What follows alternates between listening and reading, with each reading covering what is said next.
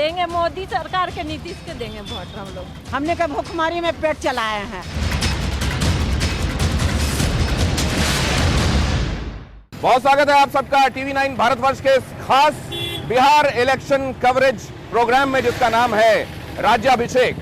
इस वक्त मैं खड़ा हुआ हूं बिहार की राजधानी पटना में, और पटना में भी उस जगह जहां उसकी पहचान है, गोल घर, वो ग्रेनरी, अनाज भंडारण की वो जगह है जो 1784 में बनाई जानी शुरू हुई थी और 1786 20 जुलाई को बनकर पूरी हुई थी। एक सीरीज थी जिसके तहत बहुत सारी ग्रेनरीज, बहुत सारे अनाज भंडारण के इसी तरह बड़े बड़े जगह बनाई जानी थी। लेकिन यहाँ उस सीरीज की पहली ग्रेनरी बनी और उस तरह की फिर कोई और ग्रेनरी कहीं और नहीं बन पाई। आइडिया ये था, उस समय जो ब्रिटिश गवर्नमेंट यहाँ रूल कर रही थी, उसका आइडिया ये था कि हर साल पड़ने वाले दुर्भिक्ष से, अकाल से लोगों को राहत मिल सके और इस पूरे इलाके में अनाज भंडारण की बड़ी और समुचित व्यवस्था हो सके। वॉरेन हेस्टिंग्स ने यह बनवाना शुरू किया था और जॉन गास्टिन इंजीनियर थे इसके। बंगाल रेजिमेंट जो थे उसमें वो इंजीनियर के तौर पर तैनात थे। बहरहाल अब ये इतना सारा आपको इसके बारे में बताने के पीछे तात्पर्य ये था कि ये गोल घर जो पटना की पहचान है, ये गोल घर जो गांधी मैदान के पश्चिम में मौजूद है, और वहां से आने वाली नेताओं की आवाज, वो जयप्रकाश नारायण की रही हो, वो नीतीश कुमार की हो, लालू यादव की रही हो, हर एक बात का गवाह ये गोल घर रहा है। और यहीं से हम शुरुआत करेंगे। हमारे सहयोगी रूपेश भी हमारे साथ इस चर्चा में जुड़ रहे हैं। और यहां हमारा रथ, वो रथ जिसे हम एक तरीके से अश्वमेध का घोड़ा कह रहे हैं, सूचनाओं का, समाचारों का, टीवी 9 भारतवर्ष का अश्वमेध का घोड़ा, उसके साथ हमारा रथ तैयार है। और जैसा हमने वादा किया था आपसे कि कोई भी सूचना, कोई भी समाचार बिहार इलेक्शन से जुड़ा हुआ नहीं छूटेगा। न सिर्फ राज्याभिषेक के इस कार्यक्रम में, बल्कि और कई कार्यक्रमों के माध्यम से टीवी 9 भारतवर्ष आपको लेटेस्ट अपडेट के साथ एकदम तैयार रखेगा। रूपेश, ग्रेनरी के बारे में हम बात कर रहे थे। ये इस ग्रेनरी ने तो तमाम अहम भाषणों को यहां से सुना होगा, उसकी गवाह रही है ग्रेनरी। ये ग्रेनरी गवाह सिर्फ जयप्रकाश नारायण यादव, तमाम जयप्रकाश नारायण जी से जेपी, बिहार में बदलाव नहीं बल्कि पूरे देश में सत्ता के चरित्र का बदलाव, सत्ता का बदलाव नहीं बल्कि सत्ता के चरित्र का बदलाव का प्रतीक और उसकी गवाह। और अजीमाबाद, पाटलिपुत्रा, फिर अजीमाबाद, तब पटना का नाम अजीमाबाद हुआ करता था। ये हवेली, इस तरह के जो पुराने स्मारक हैं। और शाद अजीमाबादी ने उस वक्त कहा था कि शाद से नाशाद होता जा रहा हूँ, जिंदगी बीरा हवेली हो गई है, मैं अजीमाबाद होता जा रहा हूँ। क्या बात। गांधी मैदान चलते हैं, वहां मौजूद लोगों से बातचीत करेंगे। आइए रूपेश, रथ में चला जाए। आइए पहले आप। तो अब यहाँ से हम चल रहे हैं अगले पड़ाव की तरफ। हम जाएंगे अब यहाँ से गांधी मैदान भी, हम यहाँ से जाएंगे उन सियासतदानों के दफ्तरों की तरफ भी जहाँ बड़ी तादाद में अर्जियां, पुर्जियां लेकर लोग जमा होते हैं। तो आइए इस पायदान से नीचे चलते हैं और अंतिम पायदान के व्यक्ति तक पहुंचते हैं। अंत्योदय की बातें हुई, आखिरी पायदान पर बैठे आदमी के लिए सियासत काम करे, गांधी जी ने ये कहा। अंत्योदय की हमेशा बातें भी हुई हैं, लेकिन आखिरी पायदान में बैठे हुए आदमी का क्या सचमुच भला हुआ है? आइए उन लोगों से जानते हैं जो सड़क के किनारे, कई तो इनमें से ऐसे हैं जो सड़क पर ही बसेरा करते हैं और कई ऐसे हैं जिनकी रोजी रोटी ही सड़क से चलती है। आइए उनसे बातचीत करते हैं। किसका स्वाद बढ़िया लग रहा है सियासत में, राजनीति में? राजनीति में जो काम करेगा उसी को सियासत बनेगा। उसको क्या है, जो काम करेगा, जो काम दिखाएगा वही काम होगा। काम किसी ने दिखाया है अभी तक? काम दिखाया है, उसी को मिलेंगे वोट। उसको मिलेंगे, लेकिन किसको, कौन, ये नहीं बताओगे? नहीं, अभी तो नहीं बता सकते। अभी नहीं बताएंगे। देखिए कितना सियासत कितनी परिपक्व है यहाँ की। यहाँ पर, यहाँ सड़क के किनारे भी अगर आप किसी आदमी से बात करेंगे तो आपको ये बताएगा कि हम आगे बताएंगे, मन की बात अभी नहीं बताएंगे। और जाहिर है यही डेमोक्रेसी में मैच्योर होते जाने का लक्षण है। भाई साहब, आप लोगों से भी जरा बात करना चाहूंगा। क्या इस बार वोट देना है? आपको तैयारी है? जरूर देना है सर वोट। तो देना है तो घर में सबको बता दिया जो लोग वोट दे सकते हैं कि वोट देना है इस बार? जरूर। और कैसी हवा बह रही है, किधर की बह रही है? अभी तो सर नया सरकार बनना जरूरी है, काहे कि बहुत बेरोजगार हो गया है सर। अब विधायकों के हम लोग चेंज करेंगे सर। किसकी तरफ देख रही हैं कि ये लोग अच्छा काम कर रहे हैं? हाँ, देंगे मोदी सरकार के, नीतीश के देंगे वोट हम लोग। आप इस गवर्नमेंट में ज्यादा सेफ महसूस करती हैं? मोहल्ला में सभी भी हम देंगे वोट। हमने कहा खाना दे रहा है बाबू, हम देंगे। हमने कहा भूखमरी में पेट चलाए हैं, पैसा दिए हैं, मदद किए हैं। बिहार में इस बार वोट किस चीज पे पड़ने वाला है, किस मुद्दे पे पड़ने वाला है? यहाँ तो फिलहाल जैसे कि पार्टी है जाति पर पड़ता है, लेकिन इस बार नहीं होगा, जाति पर नहीं पड़ेगा वोट। अच्छा, काम पे पड़ेगा। हाँ, पढ़े लिखे लोगों को ही वोट मिलेगा, जो ज़्यादा शिक्षित है, जो काम करे बिहार के लिए, उन्हीं के ऊपर मतलब कि वोट जाएगा।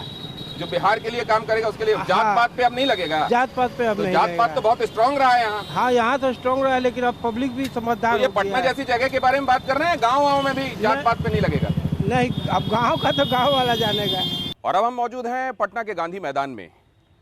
सत्ता बनाने की जद्दोजहद में लोगों को बुलाकर उन्हें संबोधित करना हो, या उसके बाद लोगों के वोट लेकर शपथ लेने का मौका हो, इस तरह की तमाम घटनाओं का जेपी से लेकर आज के दौर के नेताओं तक के भाषण का गवाह है ये गांधी मैदान। वैष्णव जन तो तेने रे कहिए, जे पीर पराई जाने रे। गांधी बाबा की इस मूर्ति के समक्ष जब हम यहाँ मौजूद हैं, आज की सियासत में कितना असर गांधी जी के विचारों का वोटर्स और राजनीतिज्ञों में दिखाई देता है, और इस बार किन मुद्दों के इर्द गिर्द चुनाव लड़े जा रहे हैं, सियासत की समझ रखने वाले डॉक्टर संजय हमें यहाँ मिल गए। तो हमने उनसे यह अनुरोध किया कि वो आएँ और हमारे साथ इस चर्चा में हिस्सा लें। राज्याभिषेक में आपका स्वागत है डॉक्टर संजय। ये इस बार पृष्ठभूमि क्या है चुनावों की? देखिए, पृष्ठभूमि में पलायन है, बेरोजगार है, और ये दो इशू बड़ा वार्निंग इश्यूज बना हुआ है।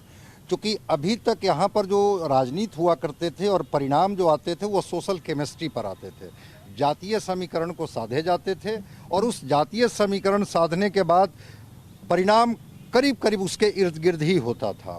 2005 में नीतीश कुमार जी जब सत्ता में आए थे, उन्होंने एक हैमर किया उस पर और विकास की बात की, परिणाम को कामयाब हुए, और खास करके जो इंटैक्ट जो जातीय समीकरण था उसको ब्रेक करने में इनको कामयाबी मिली।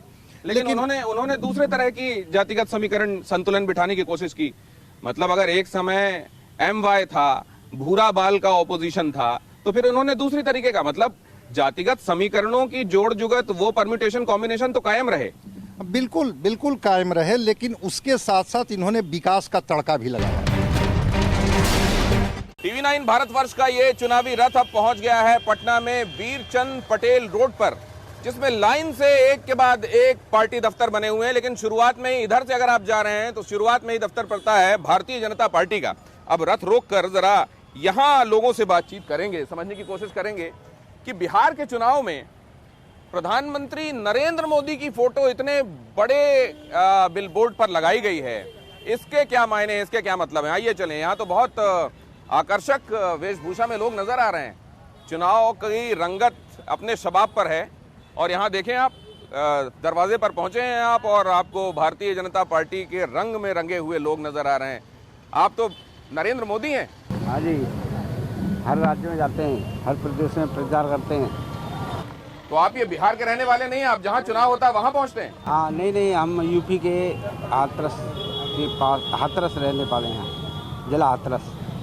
अच्छा, हाथरस से आए हैं आप, और हाथरस तो इस समय बहुत सुर्खियों में है। हाँ। तो यहाँ पंडित दीनदयाल उपाध्याय की मूर्ति, और अंदर देखते हैं यहाँ क्या हमारी कमरे में किसी विशिष्ट जन से मुलाकात होती है। और केंद्रीय मंत्री गिरिराज जी यहाँ मौजूद हैं। गिरिराज जी नमस्कार, कैसे हैं आप? बहुत अच्छे। फिट इंडिया के मास्क के साथ और इस चश्मे के साथ कि वायरस अंदर ना जाए। ये प्रोटेक्शन तो कोरोना के लिए लेना ही है, आपको, हमको, सबको। तो अब जरा ये बताइए, जब हम अंदर आ रहे थे हमने देखा बड़ा कटआउट वहां लगा हुआ है प्रधानमंत्री नरेंद्र मोदी का, बड़े बड़े बोर्ड्स दूसरी जगहों पर भी हम देखते हैं।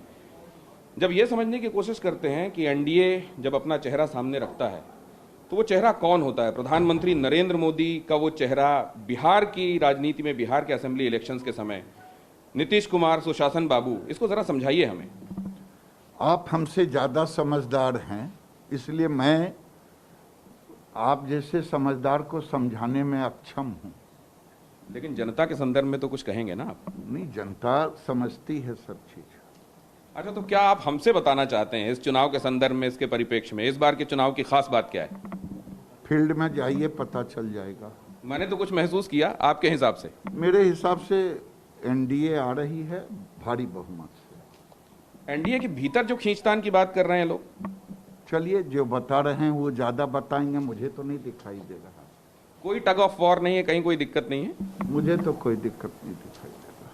कहीं कोई शक्ति संतुलन, कहीं कोई परम्यूटेशन कॉम्बिनेशन की चैलेंज आपके सामने नहीं आ रही? मुझे कुछ नहीं दिखाई दे रहा।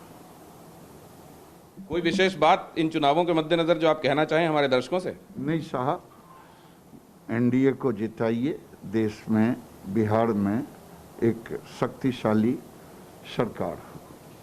तो गिरिराज जी भी उसी धारा पे, गिरिराज जी अमूमन जिन चीजों का जवाब देना चाहते हैं उसका देते हैं, और नहीं देना चाहते तो इसी तरीके से उस पर फुल स्टॉप लगाते हैं। अगला पड़ाव, और वो जो विकल्प देने की बात कर रहा है, वो जो युवा नेतृत्व की बात कर रहा है, वो चेहरा यहां हमको बिलबोर्ड में दिखाई दे रहा है।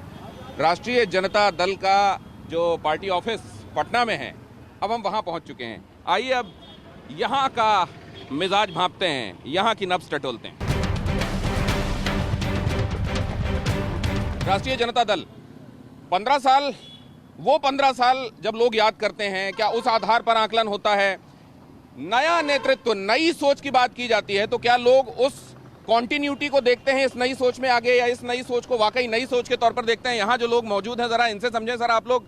मैं तो पहले ये समझना चाहूंगा कि आप पार्टी से एफिलिएटेड हैं, यहाँ से गुजर रहे हैं? मैं पार्टी का जनरल सेक्रेटरी हूँ। जनरल सेक्रेटरी हैं आप, तो ये नई सोच जरा समझाइए, क्या पोर्ट्रे कर रहे हैं आप, जनता को क्या बताना चाह रहे हैं? नई सोच मतलब आप युवा हैं, और युवा की संख्या जो है कि बिहार युवाओं की संख्या परसेंटेज बढ़ा हुआ है, तो स्वाभाविक है कि युवाओं की जो आवश्यकता है उसमें उसका सोच यही है कि शिक्षा का व्यवस्था हो जाए, रोजगार मिले। जो इतने दिनों से एम्प्लॉयमेंट जो है कि नहीं हो रहा है, उसको हमारे नेता जो है कि माननीय तेजस्वी यादव जी आदरणीय जो है कि उन्होंने जो अपना ऐलान किया है उस पर अमल हो रहा है, यही नई सोच है। तो इस नई सोच को लोग लालू यादव के समय उनके राजकाज, उनका तरीका, उनकी अप्रोच से अलग करके देखेंगे, या उसी की कंटिन्यूटी में देखेंगे? देखिए उनकी बात अब कहते हैं, लालू यादव जो गरीबों को उत्थान किए हैं, उतने चीन में 10 बरस 15 बरस में नीतीश बाबू कुछ नहीं किए, गरीब के हक में नहीं किए। उनकी अपनी पर्सनल अपनी सोच है। गरीब गुजरा जितना भी है रोड पर है। शिक्षा के माहौल भी बिगड़ा हुआ है। देखिए रहे, आपसे क्या कहना है, कोई का नौकरी चाकरी दुनिया जहान नहीं किए। 94 में जो लालू यादव ने गरीब को शिक्षक को बहाल किए हैं, वही स्कूल संभाल रहा है। इनके पैसा देकर लेकर काम किए हैं, वो नहीं संभला है। सर ये जरा समझाइए ना, नई सोच और पुराने काम। देखिए, नई सोच का मतलब है नए विजन के साथ, नए सोच के साथ जो वो बिहार बदहाल क्यों हुआ, न जात से, न पात से, न धर्म से, न संप्रदाय से हम बिहार को बनाएंगे सबका साथ से, सबका विश्वास से।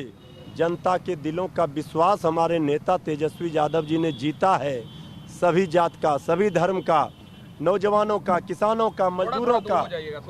इसीलिए ये नई सोच, नई उम्मीद, नया बिहार, युवा सरकार बनाएंगे। अब देखिए, राजनीति में जाहिर है किसी भी ब्रांड के लिए उसकी आइडेंटिटी में परसेप्शन क्या है, ये बहुत महत्वपूर्ण होता है। सर, क्या ये बात आरजेडी के परसेप्शन के साथ जाती है? ये मार्केटिंग स्ट्रेटजी, ब्रांड कम्युनिकेशन जो हम लोगों ने पढ़ा, कि आपकी जो छवि हो वो आपकी असलियत के बहुत दूर नहीं होना चाहिए। तो जात पात से अलग, विकास की बातें और पहले किए गए काम की कंसोलिडेटेड कंटिन्यूटी, ये चलता है क्या आरजेडी के साथ परसेप्शन के तौर पर? देखिए, परसेप्शन तो निश्चित रूप से हमारे विरोधियों ने, हमारी पार्टी, हमारे नेता का जो परसेप्शन, जो छवि आप कह रहे हैं, उसको खराब किया। इसी का लाभ उनको मिल गया। 15 साल तक एनडीए सत्ता में आ गई। लेकिन इस बात को कोई भुला नहीं सकता, कोई मिटा नहीं सकता कि आदरणीय लालू प्रसाद जी हम लोगों का जब शासन था तो सामाजिक न्याय हुआ। अब तेजस्वी यादव जी आर्थिक न्याय की बात कर रहे हैं। समाज के अंतिम पंक्ति में बैठे व्यक्ति के साथ न्याय लालू प्रसाद जी ने किया, इसे कोई भुला सकता है क्या? लेकिन यही बात हमारे विरोधियों को नहीं पचा और उन्होंने एक परसेप्शन बनाई, धारणा बनाई, उसका लाभ भी उन्हें मिल गया। लेकिन अब तो खुली लड़ाई है। 15 साल बनाम 15 साल आपने बिहार की ये बदहाली की तस्वीर आप देख रहे हैं। ये भूखमरी, ये बेरोजगारी, ये बदहाली, ये क्यों नहीं दूर हुई, क्यों नहीं फैक्ट्री लगे। आदरणीय मुख्यमंत्री जी क्या कहते हैं कि समुद्र के किनारे बिहार नहीं है इसलिए फैक्ट्री नहीं लग सकते। मैं पूछना चाहता हूँ, पंजाब, हरियाणा, मध्य प्रदेश क्या समुद्र के किनारे हैं? क्यों वहाँ फैक्ट्रियाँ लगे हुए हैं? कि ये है सत्तारूढ़ पार्टी का मुख्यालय। यहाँ जिस तरीके की पुलिस दल की तैनाती आप देख रहे हैं, रैपिड एक्शन फोर्स यहाँ पर तैनात दिखाई दे रही है, वो ये बताती है ये सत्ता की हनक है और ये जनता दल यूनाइटेड का मुख्यालय है यहाँ पटना में। अब आइए अंदर चलते हैं और ज़रा लोगों का मिजाज भांपने की कोशिश करते हैं, नेताओं की बात समझने की कोशिश करते हैं, किस उत्साह, किस कम्युनिकेशन स्ट्रैटेजी के साथ लोगों के बीच में नेता जा रहे हैं जनता दल यूनाइटेड की बात पहुंचाने के लिए, वो समझने की कोशिश करते हैं। साहब नमस्कार, कैसे हैं आप सब? नमस्कार, ठीक हैं। TV9 भारतवर्ष रथ यात्रा लेकर निकला हुआ है और उस संदर्भ में अब ये रथ का ये पड़ाव है आपका जनता दल यूनाइटेड का ऑफिस, और बाहर जिस तरीके से पुलिस रैपिड एक्शन फोर्स दिखाई दे रही है, ये पता चलता है कि ये सत्तारूढ़ पार्टी का ऑफिस है। नहीं, ऐसा नहीं है। देखिए, व्यवस्था बनाए रखने के लिए यह प्रशासन की ओर से अरेंजमेंट किया गया है, यह प्रशासन की देखरेख में है। जनता दल यूनाइटेड का इसमें कोई हस्तक्षेप। अब मैं सामने